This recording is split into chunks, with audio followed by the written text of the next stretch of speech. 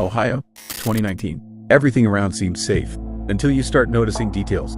I wasn't looking for anything special, just a place to start over. After my divorce, I sold my house in Columbus and moved to a small town called Fairborn, Ohio. It seemed like a quiet place, typical two-story houses, neat lawns, and a quiet place to escape my thoughts. The realtor showed me a house set back on a street surrounded by elms. Nothing out of the ordinary. 1960s, red brick, basement, attic. There was an old smell. The air was slightly musty, but for some reason I felt a strange acceptance. It was as if the house was waiting. For the first week, I couldn't sleep without the light on. Every sound seemed louder than usual. The creaking of wood, the neighbors' footsteps through the wall, I thought. But at night, around 3 o'clock, I heard a hum. Dull, as if underground. At first, I chalked it up to the pipes. That's normal in old houses. But the hum repeated the next night. And again, always at exactly 3:17. I even started checking my watch. On the fourth night, I woke up feeling like someone was standing in the bedroom doorway.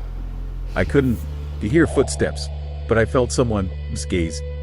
My pulse was pounding. I turned on the light. No one was there, but I noticed the door to the hallway was slightly ajar, even though I always closed it before bed.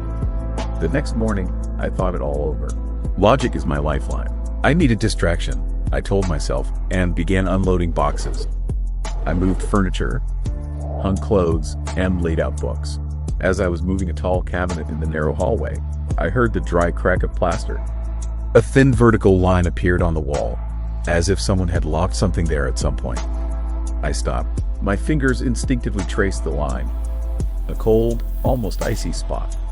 I took a step back and looked more closely. The outline of the door, a precise rectangle beneath the painted surface. At first, I didn't believe it, but then I invited my neighbor, Mr. Harper, a man of about 70, over and asked, "Did you, by any chance, ever have a door here?" He looked at the wall and frowned. "No," I thought. "I remember there being a room between the bedroom and the bathroom in this house." He spoke calmly, but something flashed in his gaze, as if recognition. Later, I tried to find a floor plan of the house. There was nothing in the old documents left by the previous owner. The administration's website only has a drawing from 1963, and it has an empty space between two walls. No signature, no explanation. Then I remembered the realtor's words. The house is being sold after the owner is dead. A lonely man. They say he didn't like guests. With each passing day, the sensation of the walls breathing grew stronger. At night, the hum turned into a low, pulsating beat, like a heart under the floor. And then, one morning, I noticed that the line on the wall had gotten wider. It was as if the paint was peeling off on its own. I bought a putty knife. I started peeling off layer after layer, and the paint peeled off unevenly, as if someone was trying to hide the outline, not just fill the wall. When the wooden frame opened, I smelled something. Not rot, not damp, but something familiar. The smell of an old basement, where you hid from thunderstorms as a child. Under my fingers was a handle, a real one, metal. I pulled it and felt cold air rushing out from within. The temperature in the hallway seemed to drop 10 degrees. I opened the door and saw the room. It was small, windowless. The furniture was old, a wooden table, a dusty chair, and a stack of newspapers in the corner. But the strangest thing was that there was a photograph hanging on the wall. I walked closer and froze. The photo was of me, standing in the doorway of this same room. Only a smile was on my face, the kind I don't know how to smile. Since then, I haven't slept. The hum grew louder, and on the wall where the door used to be, there is nothing now, just a smooth layer of paint. But every night, at exactly 3:17, I hear someone breathing behind it. I thought I could just forget it. Close the door, even if only in my head. A week passed. I tried to live a normal life, working remotely, going to the store, walking my neighbor, his dog while he was in the hospital. But the feeling of being watched didn't go away. It wasn't like in the movies, where you were being haunted by a shadow. This was different, as if someone was quietly comparing your behavior to something you didn't understand. At first, it all manifested itself in small details. The book lying on the table turned upside down. The kitchen clock was frozen at 3:17.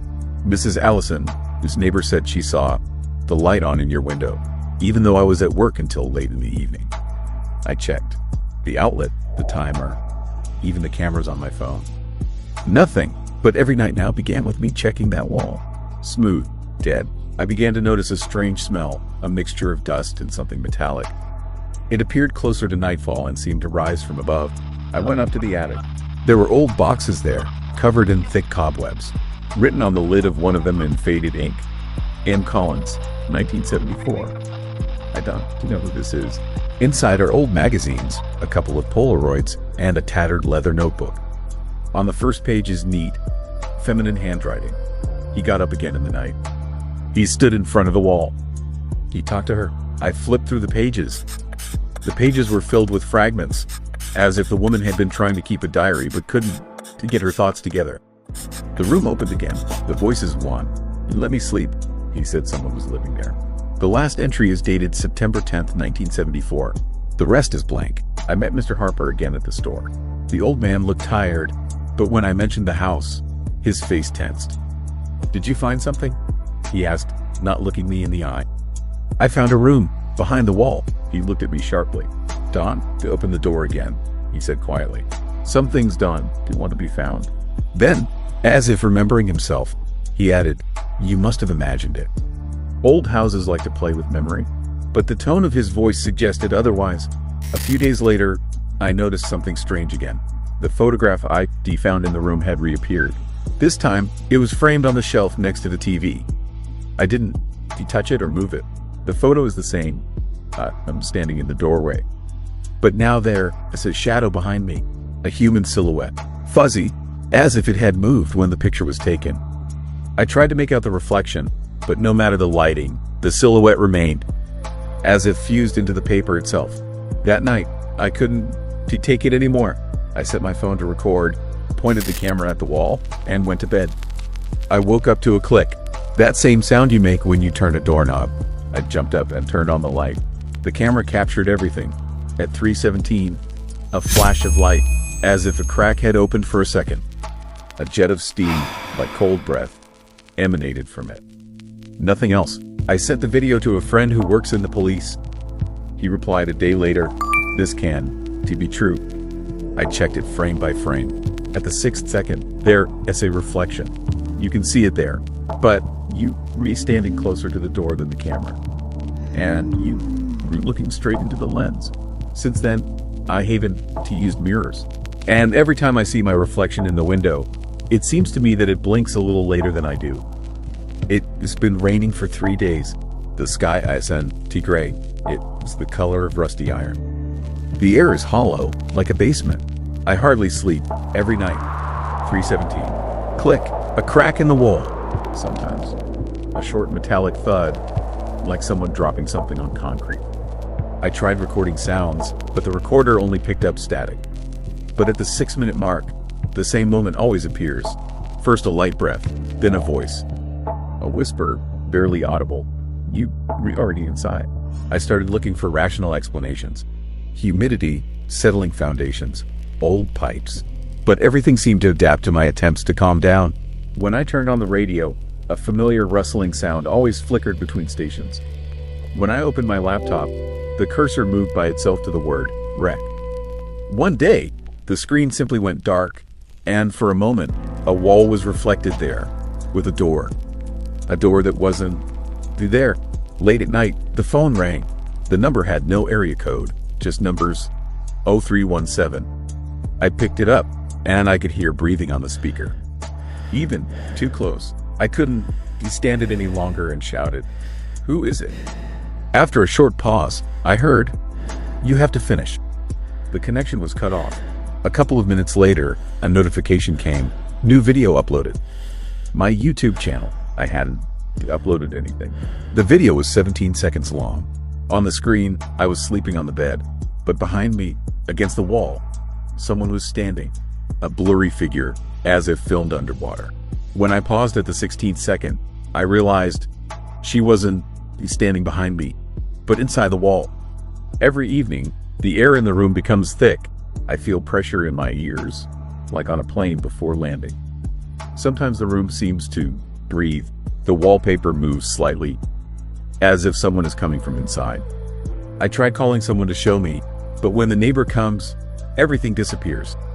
He leaves, and 5 minutes later it starts again. I stopped turning on the light, because at least in the dark you can see the wall moving slightly, like something moving under your skin. This morning I noticed new cracks near the baseboard, thin, like veins under the skin. A damp, grayish dust was oozing out of one of them. It smelled like raw meat. I was about to fill it all, but when I touched it with the putty knife, I heard a soft groan, as if someone on the other side had inhaled sharply. I dropped the tool, it fell, and at that moment, it seemed to me that the silhouette of a hand flashed beneath the surface of the wall. I went to see Mr. Harper. He didn't open the door, but I heard him standing outside. "Those aren't my sounds," I said. "What is going on in this house?" Silence. Then a quiet reply. "You woke him up." I wanted to ask who, but the door didn't open. Today, for the first time, I felt fear on a physical level. My heart is pounding, as if I'm being chased. My palms are cold, and I am unsure where the thought ends and the noise begins. I'm sitting in the dark.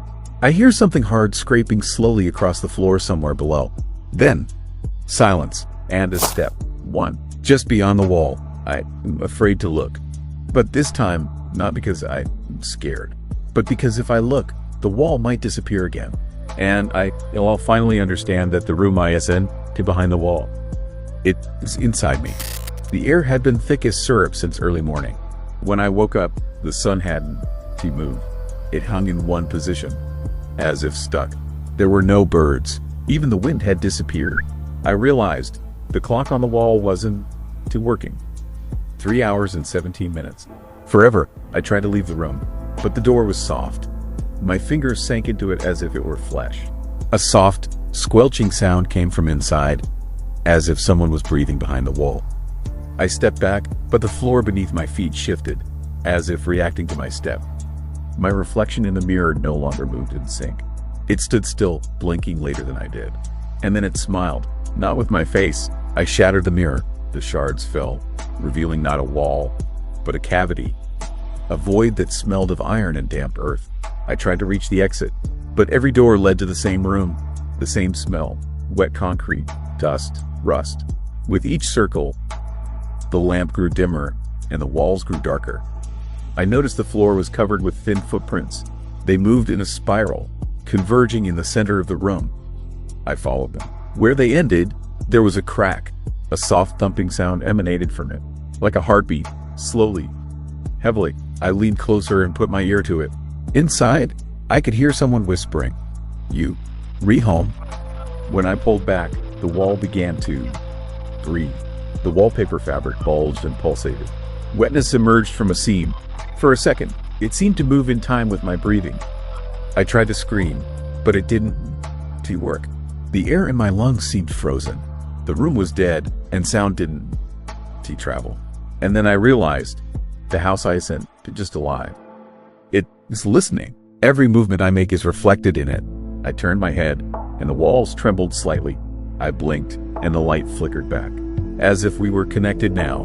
When I looked at the crack again, it had already stretched all the way to the ceiling. A thick shadow was seeping from within.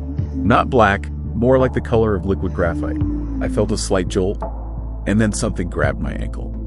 Warm, wet, with a force like a human hand. I fell, and at that moment, every light in the house flashed on simultaneously. A white light, blinding, and then darkness. I don't know how much time passed. I woke up, back in bed. 3:17. As always, only the wall opposite is no longer white. It is breathing, and beneath its surface, a silhouette.